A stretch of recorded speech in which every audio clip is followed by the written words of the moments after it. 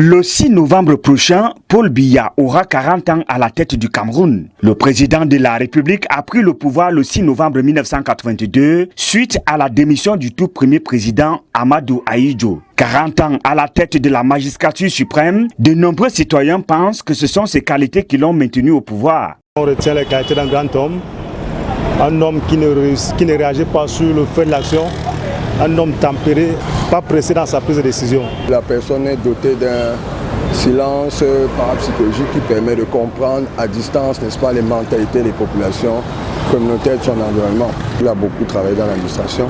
Il connaît convenablement toutes les stratégies et les lobbying qui sont mises en place pour, n'est-ce pas, amener les Camerounais à comprendre. Et déjà, le peuple camerounais, c'est un peuple hyper susceptible, sensible, prêt, n'est-ce pas, à des réactions intempestives. Lui, il a su les maîtriser. C'est pour cela qu'il les tient géostratégiquement. C'est un monsieur qui est doté d'une sagesse. Sa sagesse n'est d'autant pas naturelle, elle est surnaturelle. D'autres estiment plutôt que c'est le peuple camerounais qui a fait de lui le père de la nation, raison pour laquelle il dure au pouvoir. C'est le peuple camerounais, quelles que soient les difficultés, la souffrance et la bénédiction de Dieu sur le peuple par rapport à la tranquillité et la paix. C'est-à-dire éviter le soulèvement, les coups d'État, attendre le moment opportun de la volonté de Dieu. Comme il est venu, il partira. 40 ans de règne, d'amour, mais aussi de regrets. Le peuple camerounais énumère les insuffisances du régime de Paul Biya. Il réagit toujours 10 ans, 15 ans après. C'est peut-être ça une faiblesse. Oui, l'artiste va favoriser le vol, la gabegie financière, la corruption. C'est quelqu'un qui aime beaucoup plus attribuer des responsabilités à d'autres.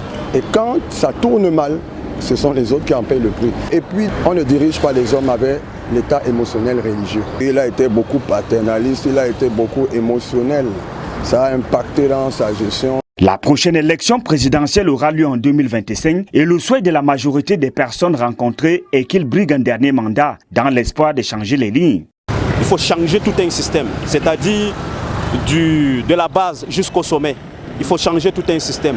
Parce que déjà, ça prend une nouvelle proportion où même autour de lui, il y a déjà des conflits de compétences, des conflits d'intérêts des hommes. Quant à l'homme, c'est un bon politicien, un bon père, un bon dirigeant. Mais il manquait d'entourage, pas d'accompagnement. Le président de la République du Cameroun est actuellement âgé de 89 ans. En 2025, il en aura 92.